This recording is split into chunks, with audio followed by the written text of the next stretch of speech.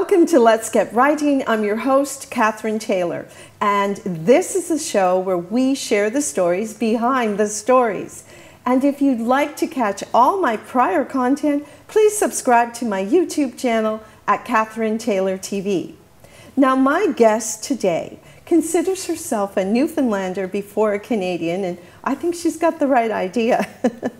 And also, she has written so many books, many of which are based on historic elements of Newfoundland and Labrador.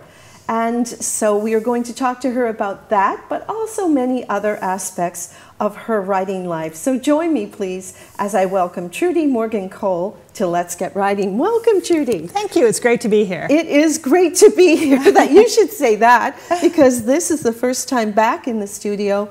I've been doing everything on the internet all by myself, so I'm thrilled. It's an honor to be back in studio, and it's great for me to be here in Grand Falls, Windsor. I'm from St. John's, so this is a trip out of town for me, and that's pretty exciting too. Well, we're happy to have you here, and I know you did an event at the library, which is great. Yes. Yeah, it was wonderful. An event arranged by the public library and a local book club. So, I mean, readers and book clubs and library people are the best people to talk to, and had a wonderful time visiting with them yesterday. And that kind of jumps us right into marketing. Yes. As you talk about that, writing a book is one thing, and that's something we share with people, but there's so much what I call behind the scenes. Oh, yeah. Simply writing a book and a publisher has it and it's on bookshelves, you have to do so much more. You're quite engaged with that? I try to be. I don't think of myself as a salesperson. I don't think of promoting myself as something that comes really naturally to me. I think it's good that most of my writing career has been in the internet age, because I find it a lot easier to make connections with people and promote my stuff online, as opposed to doing a bookstore signing where you have to kind of snag people and try to get them interested in your book. I do that, but I find that sort of thing much more difficult. But yeah, there's a lot of it the publisher does a great deal. The publisher gets it into the bookstores, which is pretty important. But yeah, writers do have to do quite a bit of self-promotion, and depending on your personality, that can be more or less difficult sometimes. Absolutely. And when I asked you, I said, Trudy, can you send me some of your social media activities? And you were back at me right away. So you are very active that way. Yeah, I'm pretty active online. I have been, I think, pretty much ever since they invented the internet, because it's something I've always been curious about and like to play around with. So I have a website, I have an author Facebook page, I have a personal blog and a book blog. The last few years I have a podcast. So yeah, I keep pretty busy online, and that's not so much book promotion, except the webpage and stuff. It's more that stuff I enjoy doing. So Oh, I get you. Yeah.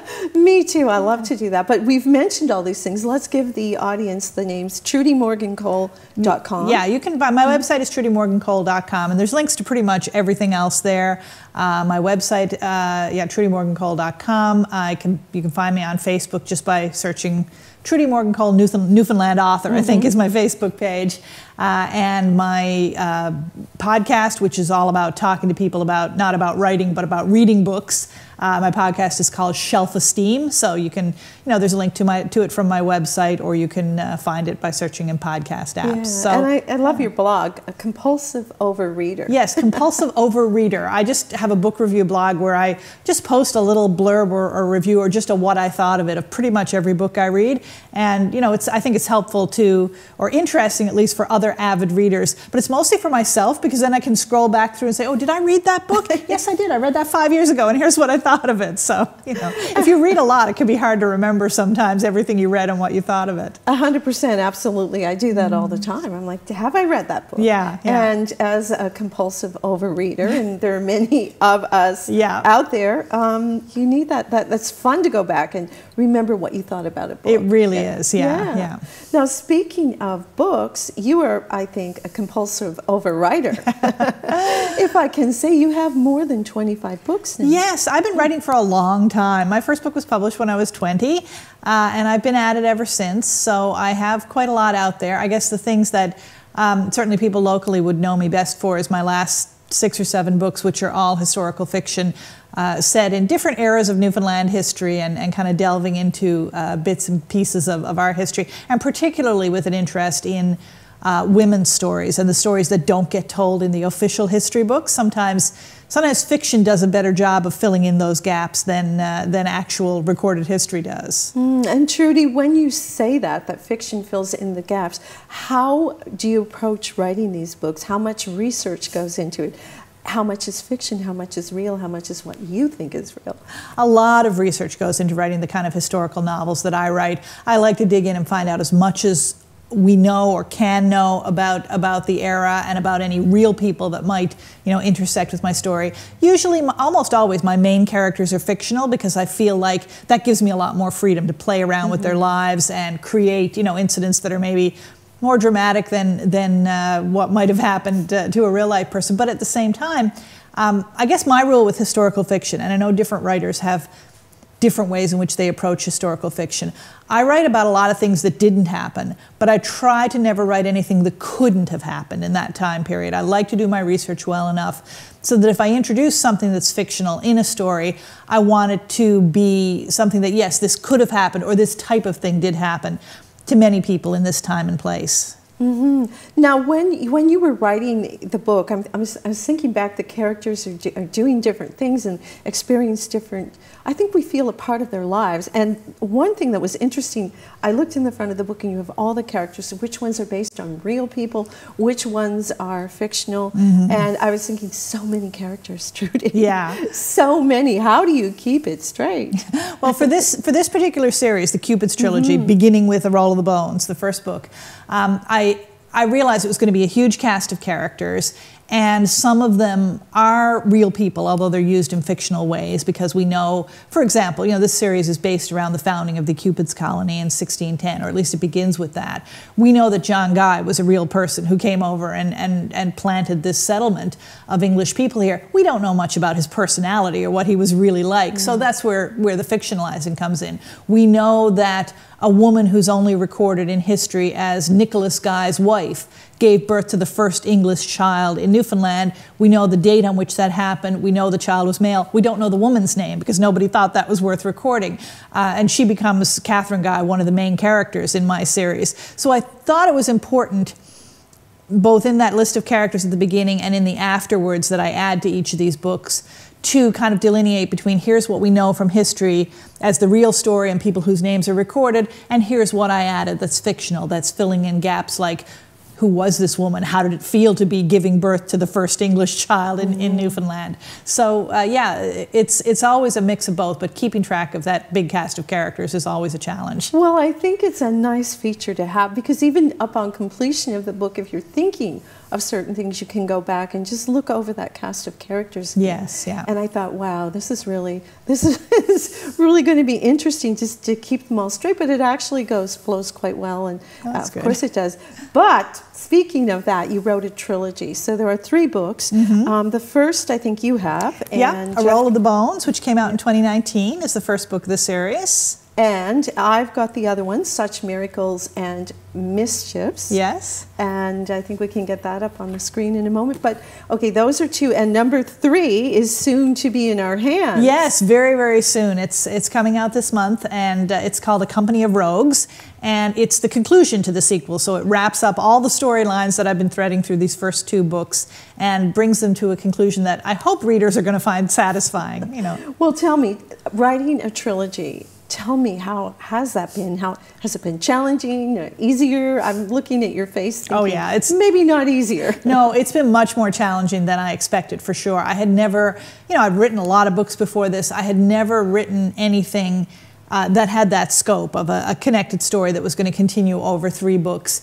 And I had an idea from the beginning of where I wanted it to end, some of the things I wanted to happen to my characters along the way, but how to have that all unfold and to have it end up with everybody where they need to be at the end. Sometimes I was like, well, I know where this character needs to end up, but I have no idea how to get them from here to there. And particularly, when you talk about marketing earlier, it's very hard to market the 3rd book of a trilogy, which is what I'm doing now, because people will say, well, oh, should I read this book? And I'm like, yeah, but you kind of need to read the first 2. And that's kind of a big ask to tell people, well, you need to read all 3 of these books. So if you haven't read any of the Cupids Trilogy, I guess what I would say to people is don't rush rush out and pick up a Company of Rogues. You know, go back and pick up A Roll of the Bones, see where the story starts. And if you enjoy it and you're intrigued by it, then I think you will want to. And of course, what's been very encouraging with the books coming out about 2 years apart is that I do get a lot of feedback from readers who are saying, oh, I can't wait to find out what happens in the next book. I can't wait to find out you left this character on a bit of a cliffhanger.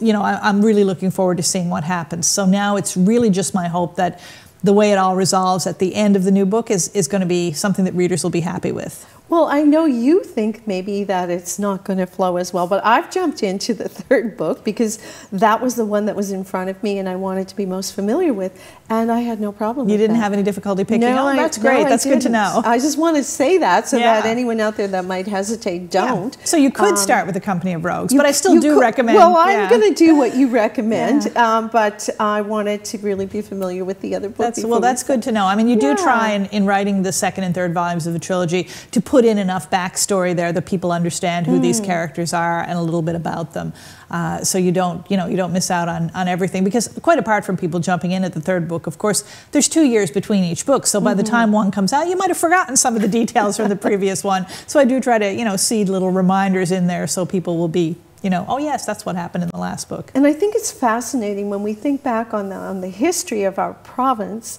and just how people did come here and how they survived. I often wonder, with so little and with such isolation and months between getting a letter and when the letter arrives, you find out that maybe half your family has perished. It's amazing what the gap was between when things happened and when they found out about them. And there was that tremendous sense of isolation. I'd thought a lot about particularly because it was focusing on the women's experience, about what courage it must have taken for these women to come over here, start a new life in a place so different from where they'd come from. But I was also keenly aware while I was writing it that, there's two sides to the story of colonization, and there is also the story of the people whose land this already was, the indigenous people. And so I really wanted, in researching and writing this story, to kind of highlight that awareness of the fact that, yes, our English settler ancestors were struggling to make a home here, but also this was already someone's home. And in the third book, in the Company of Rogues, I was able to use a piece of real history in an interesting way, because there was an indigenous man, not from Newfoundland, but from what we now call New England, Tisquantum, also sometimes called Squanto in the history books, who spent time at the Cupids colony and lived among the colonists. So that connection, being able to bring him in as a character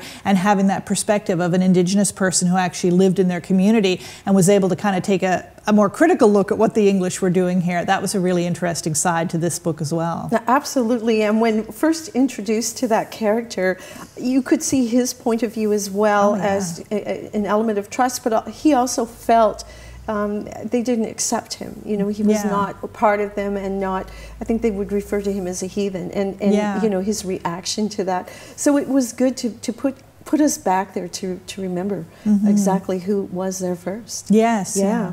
Now, when you write a book like this, what's your process? Or books like this, I always start, with all my historical novels, I always start with research. And that can mean diving into usually books first about the time period or from the time period, reading things that that people have written. And of course, my previous few books before this trilogy have been set in a much more recent history. By the Rivers of Brooklyn, A Sudden Sun, Most Anything You Please. They're all sort of late 19th, early 20th century. So to some extent, I was able to, with many of those, talk to people who had lived through the time period, or at least whose maybe grandparents had lived through those experiences. Of course, if I'm writing a series set 400 years in the past, I don't get to do that. But one of the things I do get to do is talk to experts, to people who've made it their life's work to study this time period. So for example, with the Cupids Trilogy, the staff and people out at the Cupids archaeological site, and particularly the head archaeologist there, Bill Gilbert, marvelous help to me, and so patient in answering questions and giving information to someone who is, writing fiction, but wanting to make it as accurate as possible. So whether it is visiting sites or talking to experts or talking to reenactors or reading books or reading documents from the time period. You know, there's a lot to immerse myself in, and I do that. But I also, before getting too far into research, I usually actually start writing, because I find that I don't even know what I need to know until I've started writing. And then the questions about, you know, a specific question, even if it's something as mundane as what would they have been eating for breakfast, you know, or what kind of undergarments is this woman wearing?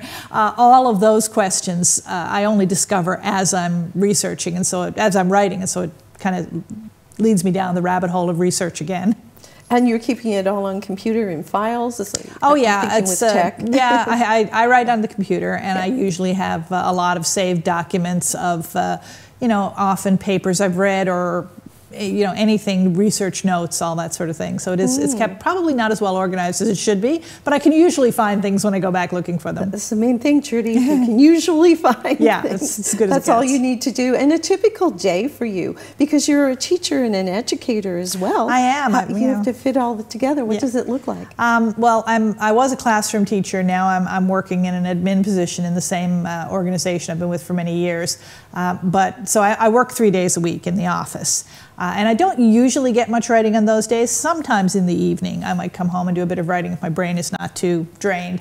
But my days off, my weekends, and the 2 weekdays that I'm not working, I don't really have a set routine. I'm not a very routine-bound writer, and what I'm doing often depends a lot on what stage I'm at in a project, because if I'm, you know, just first draft writing, I might be spending a big chunk of the day just going ahead and writing, but then often I'm editing. I'm going back over what I've written before, or looking at an editor's notes on it. So it tends to be very fluid depending on where I'm at in the process. And it takes roughly about 2 years? Yeah, I would say from the time I say this is the project I'd like to start working on to when there's a book out in the world, that's somewhere 2.5 years usually. Yeah, well, you mentioned also By the Rivers of Brooklyn, I think.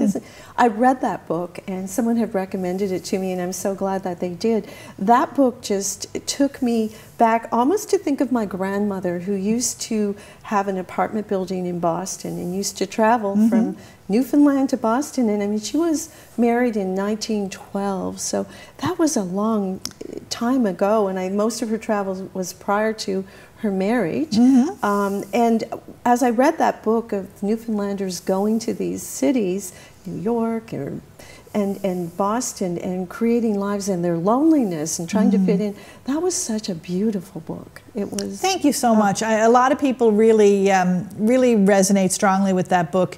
It was my first book of Newfoundland historical fiction, and it delved a lot into my own family history. And as I've talked to people about it over the, I guess it's now 14 years since that book came out, almost every Newfoundlander I talk to says, oh, this reminds me of my grandmother, my grandfather, my great aunt. We all have these family stories because, of course, people going away to seek work, to seek a better life has always been part of the Newfoundland story. And of course, it's interesting in writing the Cupids Trilogy, going back into the further distant past, people were coming here from England in search of a better life, more opportunities. So I think that theme of home and exile from home and trying to create a home, it's there in all my work. It's really important to me. Yeah, that's a huge theme for writers. And when we have themes that seem to surface all the time in our books, and stories are all different, but there's always a similarity in what characters go through and how they survive and their challenges, sort of Homer's journey.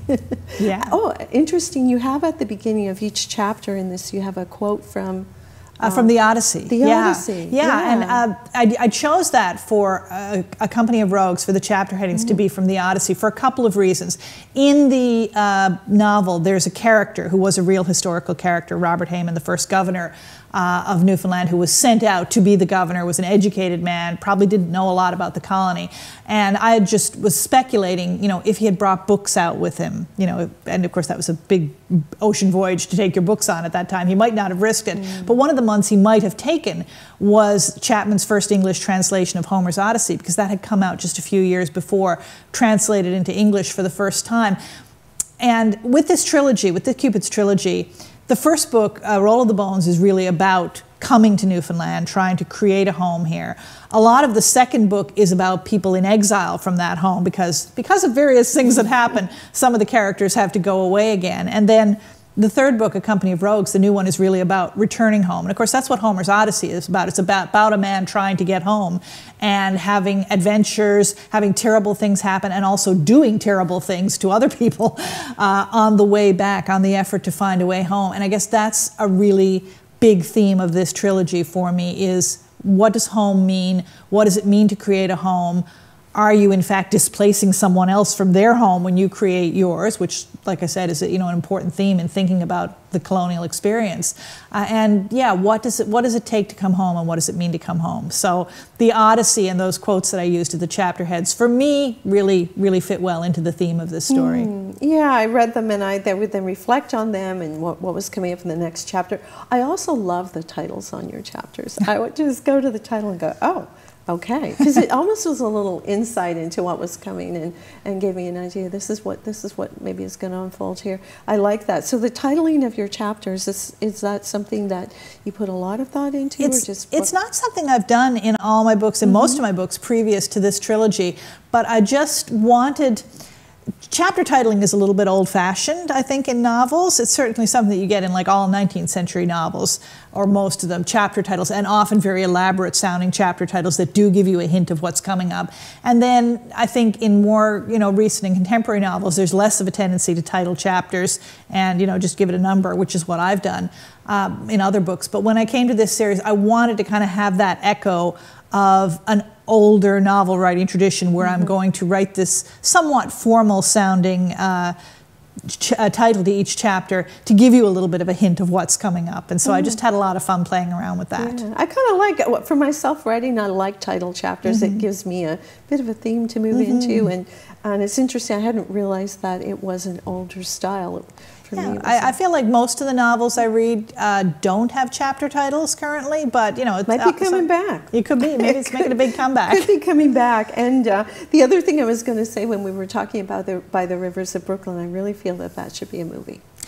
I would love for it to be a movie. I feel like all my books have potential for movies or TV miniseries, but of course, what that takes is somebody who works in that field, who loves the work and has a vision and has the money to make it. Because sitting in a room writing a book, you can have shipwrecks and storms at sea and all kinds of exciting things happen. But if you were going to put any of that on screen, somebody would actually have to have the money to make it happen. It's much more challenging to be able to do that on either the big screen or the small screen than it is to just write words on a page where you can make anything happen. Absolutely, but more things are happening in that area now because of all the companies that are looking for materials. Yes, so you never know. You just never know. It's certainly a dream of mine. It's something I'd love to have come true. Yeah, and a dream of many authors.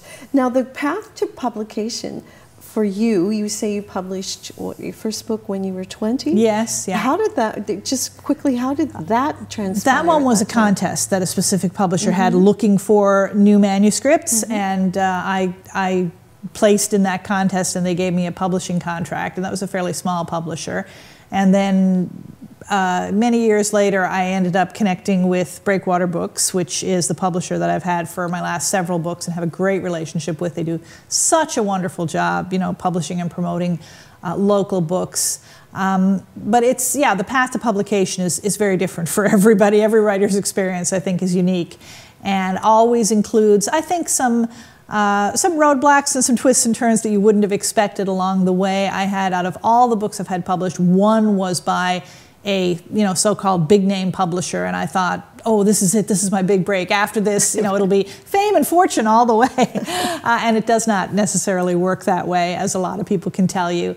And I was very fortunate after that to just develop the relationship I did with Breakwater. And actually, I really enjoy being with a regional press because they know the people in the local community. And sure, maybe your book is not on every chain bookstore across North America on a big front shelf display like if it was with a bigger publisher, but you're getting a lot of local connection and local events and presence in your own community, which, since these books are so deeply rooted in the local community, that's really important to me. Yeah, and we have an incredible number of wonderful regional publishers. We really here. do in Atlantic Canada. It's striking, and in Newfoundland alone, because I do deal with a lot of them, and it's amazing their commitment to our authors and even the artwork. Let's talk just briefly about that, the covers of your books. So the covers of all the books I've had released with Breakwater, I love each and every one of them. Rhonda Malloy is the cover designer for all of them. She's fantastic. All of the By the Rivers of Brooklyn, That Forgetful Shore, A Sudden Sun, and Most Anything You Please, even though they're not a series, they're all standalones. They have a kind of similar look, sort of neutral tones, and almost not quite a monochrome look, but very sort of vintage, almost sepia tone look to them. And I love those. And when we started the trilogy, I said to Rhonda, I said, I want these to look distinctly different. I want them to look like a set, and I want them to have sort of vivid colors, like jewel tones. So you have now, I said to people, you know, if you have trouble remembering them, the green one is the first one, the blue one is the second one, and the third one that's just coming out is the red one. And after a couple of different tries at different cover designs that I liked, but the publisher was like, maybe it's not eye-catching enough, a couple of people at Breakwater found this piece of artwork that's on the cover of A Roll of the Bones is from the work of a 17th century painter called Gerrit Dou, and it's a young woman who's clearly a serving woman, a working woman who is looking straight out of the painting at the reader, and it's very eye-catching. I loved the way it looked, and then when we had that one, we found other images by the same painter, same time period, that would kind of match with the second and third books of the series. So they really are, I love the fact that it's artwork from the time period, and it has that sort of vivid, glowing, colorful look that I really wanted, because I want these books to be something that takes the reader into a period of history that maybe does seem kind of dusty and unfamiliar, and light it up, make it come to life. And I hope the covers give a little hint of what the book is trying to do. Well, I think they've done that very well. And I think you have done a very wonderful job today to share your writing journey with us. And I hope we've inspired other people out there who maybe want to write a book, but also readers who love to have new material. And thank you so much, Trudy, for making time to come in and sit down with me today. Thank you. I've really enjoyed it. It's really a pleasure. And folks, thank you for joining us on Let's Get Writing. We'll be back again soon with another wonderful guest. Please join us.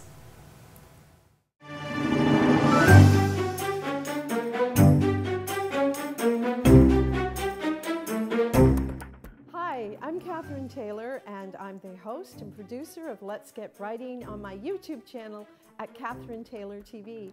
And I just want to say that it's so much fun to be back in the studio here at Rogers TV recording the shows, and also having the opportunity to sit down in person with some of my guests. And we'll continue to bring you such great information about books and authors and publishers. And if this is what you love, we will bring you the content that you will enjoy so much. Thank you for your support, and please, if you like what I'm doing, subscribe at my YouTube channel. Share a little bit of love, and I will share it back with you. Have a great day.